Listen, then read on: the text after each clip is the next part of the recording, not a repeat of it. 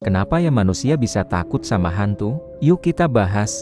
Pernah nggak sih kalian bertanya-tanya kok bisa manusia takut hantu? Padahal sebelumnya dia nggak tahu hantu itu apa. Ternyata, ketakutan manusia terhadap hantu bukan cuma soal cerita horor, tapi berakar dari psikologi, budaya, dan evolusi. Sejak zaman prasejarah, manusia bertahan hidup dengan waspada terhadap hal-hal tak dikenal atau tidak terlihat. Karena bisa jadi itu bahaya, misal adanya pemangsa di kegelapan, sehingga hantu adalah simbol yang tak terlihat tapi mengancam. Jadi otak kita meresponsnya sebagai ancaman, meski tak nyata. Hal itu disebut insting evolusioner atau takut yang tak terlihat.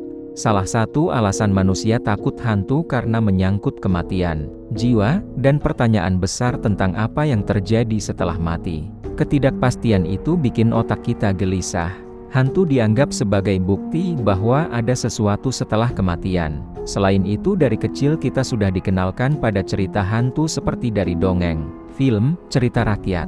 Sehingga otak kita jadi terbiasa mengaitkan suasana gelap, sepi, atau suara aneh dengan kehadiran makhluk halus. Setiap budaya punya versi hantu sendiri. Misalnya cerita Nyi Roro Kidul di Indonesia sampai La Llorona di Amerika Latin. Hantu sering digambarkan sebagai entitas tak terlihat yang bisa mengganggu, merasuki, atau menyakiti, dan kita tak bisa melawan. Ketakutan ini mewakili rasa tak berdaya yang merupakan salah satu rasa paling tidak nyaman bagi manusia. Selain itu, ketakutan terhadap hantu juga dipengaruhi oleh imajinasi. Manusia punya imajinasi yang kuat sehingga bisa mencipta seni, tapi juga menciptakan rasa takut sendiri. Ketika kamu melihat bayangan samar di pojok kamar gelap, otakmu membantu mengisi dengan sosok menyeramkan. Manusia takut hantu bukan hanya karena makhluknya, tapi karena hantu adalah simbol dari ketakutan terdalam kita serta imajinasi kita. Itu tadi beberapa alasan kenapa manusia takut hantu.